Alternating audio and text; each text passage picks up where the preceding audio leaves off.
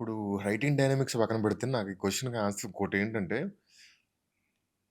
Industry, cinema audience మారిపోయారు. ఇదంతా మన రివ్యూ రైటర్స్ ఒక 5 ఏళ్లుగా మా మీద బలవంతంగా ఈ రుద్దుతున్నారా? జనాల మీద రుద్దిన ఒక విషయం. నేను అన్ని ఇంటర్వ్యూలు చూస్తా సార్. హ్మ్. నేను ఇంటర్వ్యూలు చూస్తూ పెరిగినోళ్ళం. అంటే నేను చదువుకోను. నా పుస్తకాలు చదవడం నాకు రాదు. నేను ఇంటర్వ్యూలు చూస్తా. మనుషుల సైకి అర్థం చేసుకోవడానికి ట్రై చేస్తా. నాకు హ్మ్. పెద్దగా జడ్జి ఒక క్లాస్ ఫిల్మ్ మేకర్ ఇంటర్వ్యూకొచ్చాడనుకోండి సార్. ఈ రోజుల్లో ఈ సినిమాలో ఎలా సార్ మషాలా లేనిదే ఆడని రోజుల్లో ఇలాంటి సినిమాలు ఎలా తీస్తారు సార్ మీరు? అలా చప్పగా స్లోగా ఉంటే ఆడతాయంటారా? అని అతన్ని ఆడుకుంటారు అతన్ని. హ్మ్. ఒక మాస్ ఫిల్మ్ మేకర్ వచ్చారనుకోండి సార్.